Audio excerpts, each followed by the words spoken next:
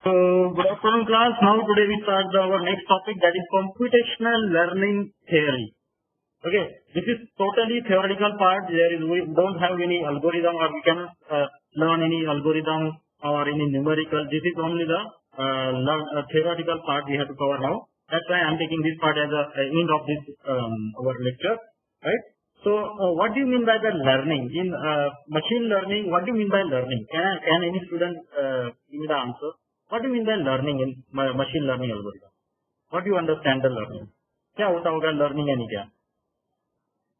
Yes, anyone? Can I mute anyone? Yes, Ritik, can you share your thought process? What do you mean by learning?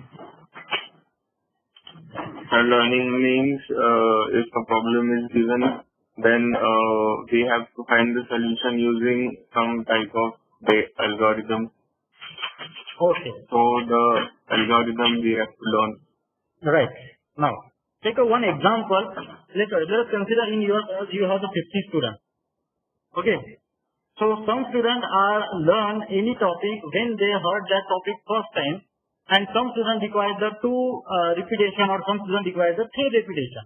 And then after they can understand that particular topic, and then we can say that now the student has learned that particular topic.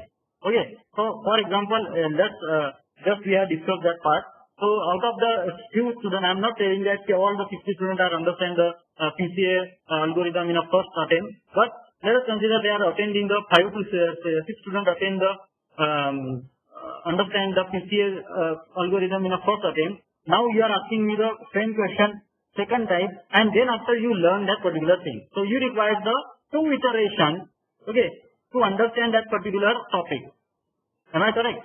Okay. So same thing in machine learning algorithm also. We have to train the algorithm. What we have to make? We are make a training. We are train the algorithm so that they can understand the problem, and then whenever we are giving the some problem to them, they can be solved, right? So now let us consider our previous example. You are now understand what in by lambda vector and lambda value. Okay, eigenvalue and the eigenvector. So whenever I am giving the any numerical tool now, you can easily solve the lambda eigenvector and the eigenvalue, because you now understand that what do you mean by the lambda, what do you mean by the eigenvalue and the eigenvector. But for that you require the 2 iteration. Okay, I repeat the same topic 2 times. Then and then you can understand what do you mean by the eigenvalue and what do you mean by the eigenvector.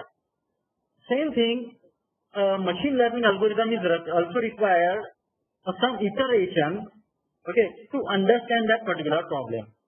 So let us consider I have the one algorithm, and that algorithm understand the problem in first attempt. So we can say that it requires the only one iteration, okay, because by providing some data set, that algorithm understand that problem in a first iteration and give the answer. Whenever I am giving the any question to them, they will give the answer. But for some time, the algorithm requires the 2 iterations. For example, it requires the 3 iteration or number of n iterations to understand that particular problem. Okay, so this is regarding the repetition of that particular data. Now, the second question arises, how much data you require to understand that particular problem? It is another question. Okay, so when I say that I am giving only one problem to you, okay, that 2 plus 2 equal to 4, then when I am asking anything, you can give me the answer. Okay, so here I am giving the only one training, I am giving only one data to you, that 2 plus 2 equal to 4. Okay, so I am train you for making the addition, right? So when I am giving any data after that, for example 5 and 7, so you can give me the answer. So second question is arise, how much data we have to give the machine learning algorithm to train them? Okay, so these are the basic questions we have to keep in your mind during the machine learning algorithm. First thing, how much iteration is it required by that algorithm to train themselves? Okay, and second one, how much data is required? Okay, so how much time, or you can say that first we have to find out the iteration, how much iteration they required for training purpose.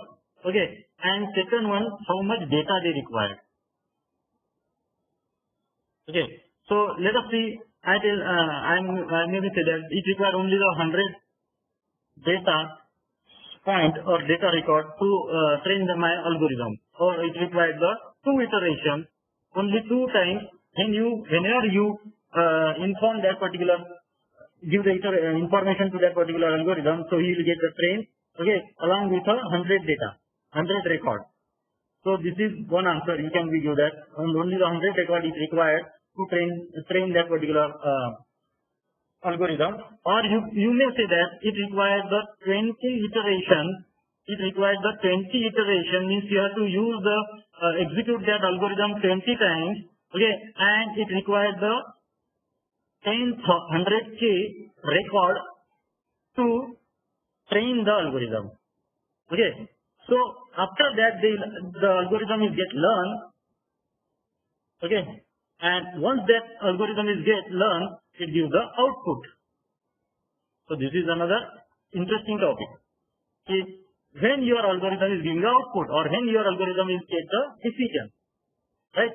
So you can say that when I am providing the 20 iterations, इसको कहते हैं epoch. Okay, so when algorithm is make a 20 iteration, after that it get a learning process. It starts its learning process, and for training it record, for training or learning purpose, my algorithm requires the 100k records, or 10,000 records, or 100 records.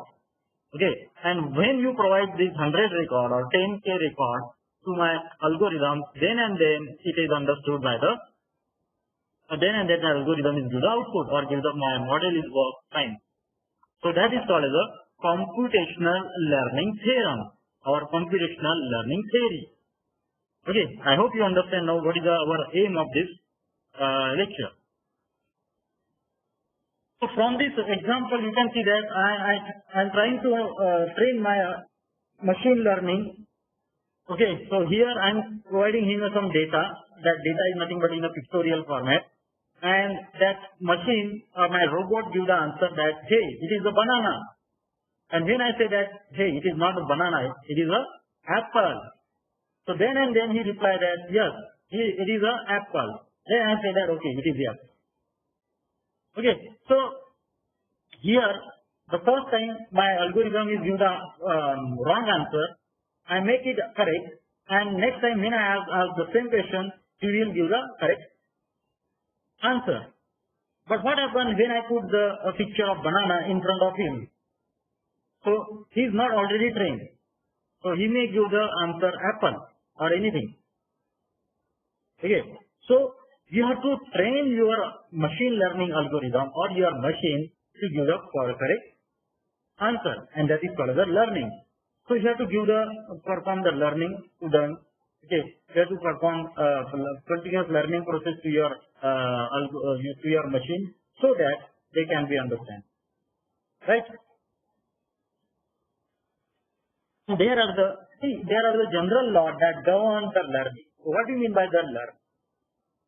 So learning, it can be said that it is divided into 3 types. What is the sample complexity, computational complexity, and mistake bound. Okay, so we will see what do you mean by this. So what do you mean by the complex complexity? So in a complex complexity, we have to find out how many training examples are needed to learn the successful hypothesis. Okay, so in this first thing, we are concentrating on how many training examples. So that is training example means your data set, your data, okay, or your record. So how many records you are providing? How many records you are providing to understand to make a learning successful?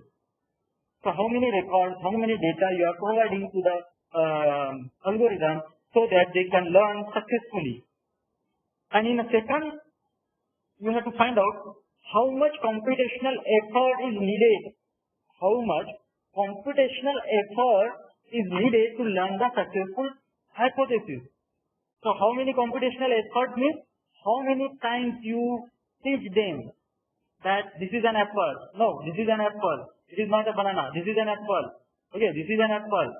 So how much time you are repeating your task, how much time you are iterating, how much time you are telling that particular thing to your machine learning algorithm that, hey, it is a banana, it is not a banana, it is an apple, hey, it is not a banana, it is an apple because its shape is round, it is a color is green and all these things.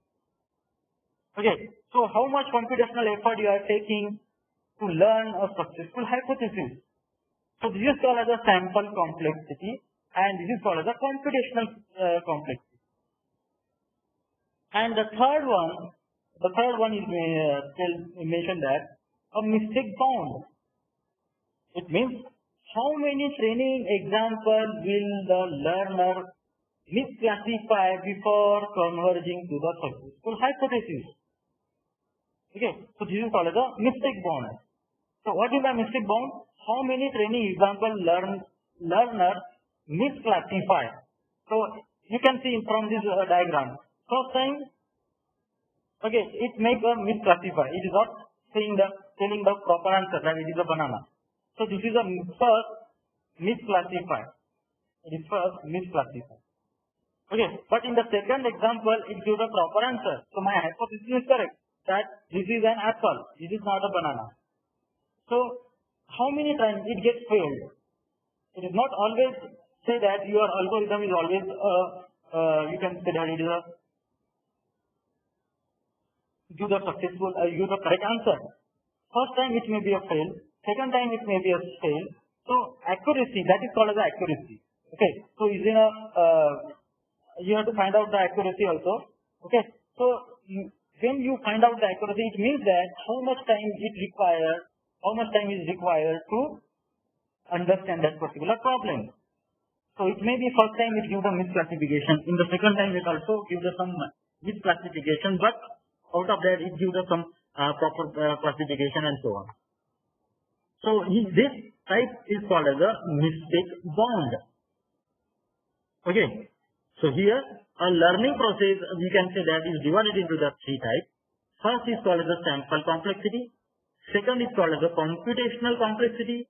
And the third one is called as a mistake bound. Where in the first one we have to find out how many records you require to train your algorithm, to train your machine learning algorithm successfully. Then second one, how much computational effort you require. Means how much time you have to do the iteration or epoch to your machine learning algorithm to learn a successful hypothesis. And third one is how many times your machine learning algorithm making a mistake. Okay, so this is called as a mistake bound. So how many times he make a misclassification, that is called as a mistake bound. Move to the next. Now, why learning a work? Under what condition is a successful learning possible and impossible?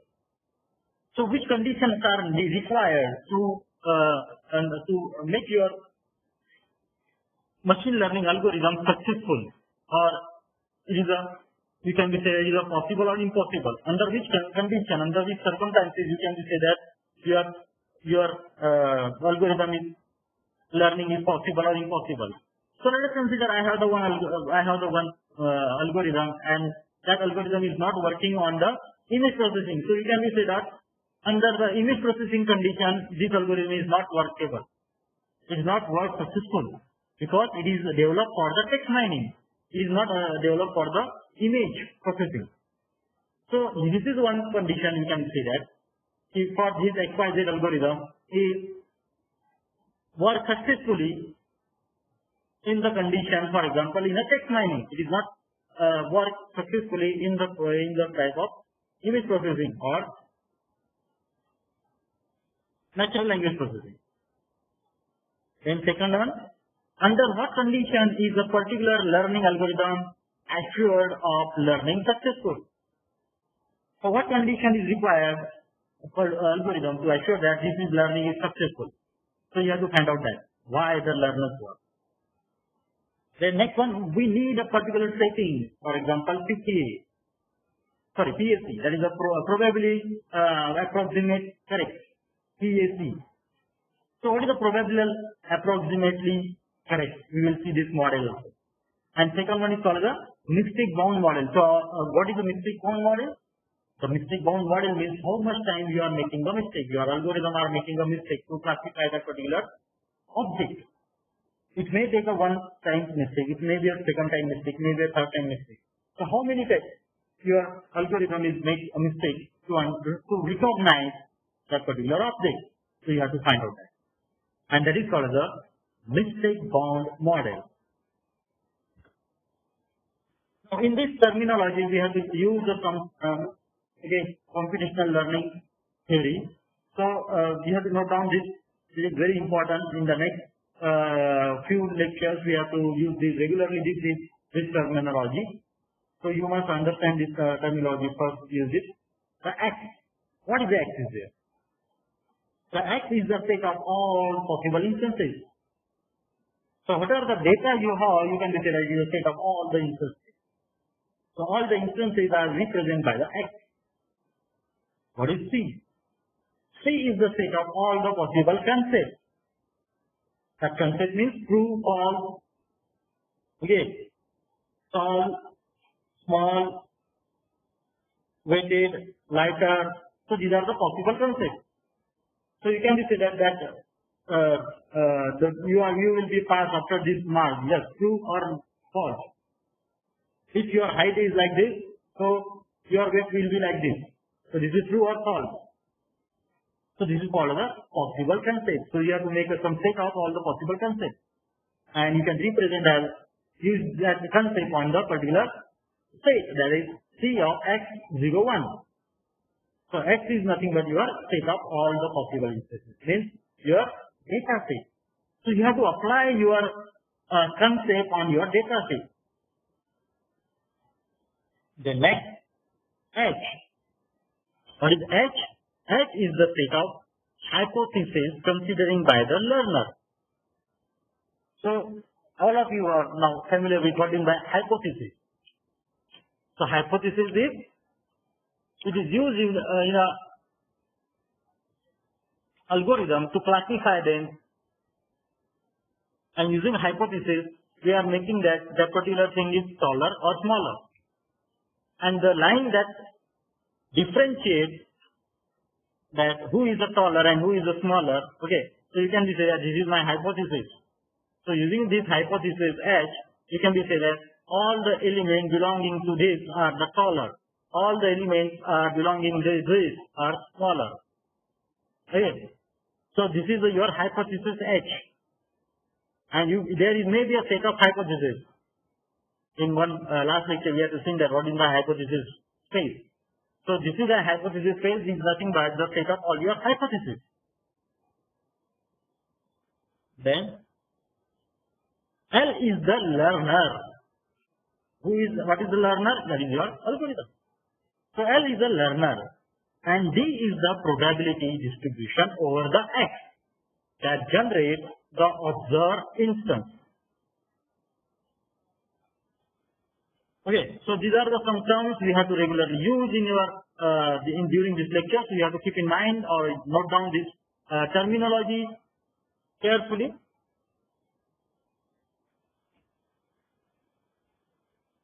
Now, the most important task is a true error. What is by true error?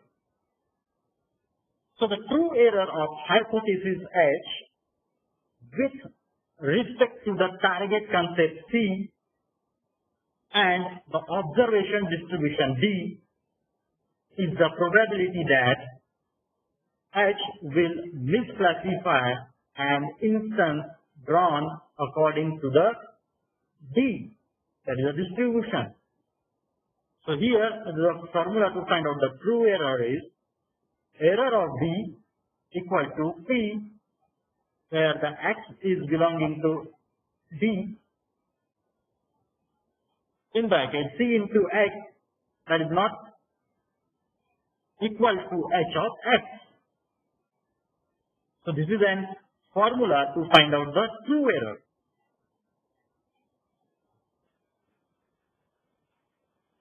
In a perfect world, we will like to true error to be a 0 because we are not accepting any error. So that is true error is always be 0 in a perfect world. Okay, so I hope you understand now the definition of true error. Now, the world is not perfect. Obviously, the world is not perfect. So there might be some error in your data set or in your algorithm. So we typically cannot provide a every instance for the training. Not possible. Okay. Whenever you say that I am providing the 10K record to your algorithm, so algorithm not taking all the 10K records. Or we cannot provide all the 10K records for the training purpose because we are giving only the 70%. Out of that 30% we are giving for the training and testing training. Okay, we are dividing our training data set into the two types, that is the training and for the testing. So for training we are using the 70% and for the testing purpose we use the remaining 30%. So since we cannot, there is always a chance the example provided the learner will be misled. That is no free lunch theorem. So obviously we cannot provide any output if you are not providing any data. So there is no free lunch. So we will go for weaker thing, that is probability approximately correct learning. What is that probability approximately correct learning? That is a PAC. The PAC say that the concept class C is a PAC learnable by hypothesis class H if and only if there exists a learning algorithm L such that given any target concept C in concept class C, you can choose any concept and denote it as a small c. It is a target concept. So from the concept class C, capital C is a class of concept. There are lots of concepts. Out of that, you have to select one target concept. So there is a small c. Any target distribution D over the possible example X and any pair of real numbers where 0 is less than lambda, 0 is less than E and theta is less than 1. Let the L take an input a training set of M example drawn according to the D, where the size of M is bounded above by polynomial in 1 by E and 1 by lambda, 1 by theta.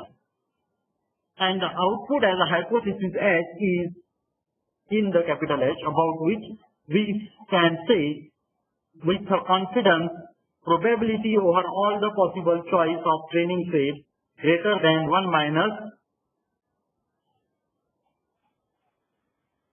theta. That the error of hypothesis is less than E. Error of D equal to P of X is belonging to D. In bracket, C of X is not equal to H of X is less than equal to E. For a finite hypothesis space, the hypothesis is consists with the training data if it returns a correct classification for every class example presented it. A consistent learner returns only the hypotheses that are consist with the training data. Given a consistent learning, a number of examples sufficient to assure that hypothesis will be probably 1 minus delta approximately with an error E corrected is M is greater than equal to 1 divided by lambda E in bracket ln of H, that is the hypothesis, class of hypothesis, plus ln 1 divided by delta.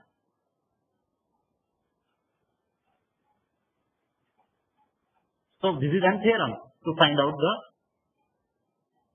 So if hypothesis space H is finite and D is a sequence of M is greater than 1, independent random example of some target consists C, then for any 0 is less than E less than equal to 1, the probability that VFH of D contains the hypothesis with error greater than the E is less than H e raised to the power minus E of M, where the proof sketches that the proof one hypothesis W error is greater than W consists of W1 divided by 1 X, where 1 less than 1 minus E less than equal to E raised to the power E, where the probability of one hypothesis W divided by error is greater than E consistent with Mx less than E raised to the power E minus M, and the probability of one of H hypothesis consists with Mx is less than H raised to the power E raised to the power N minus M. Interesting. This bounds the probability that any consistent learner will output a hypothesis H with an error H is greater than equal to E. If you want this probability to be at most delta, then H of E raised to the power Em is less than equal to delta. Then M is greater than 1 divided by E in bracket ln of H plus ln of 1 divided by delta. What is the problem we have to face with the PSE?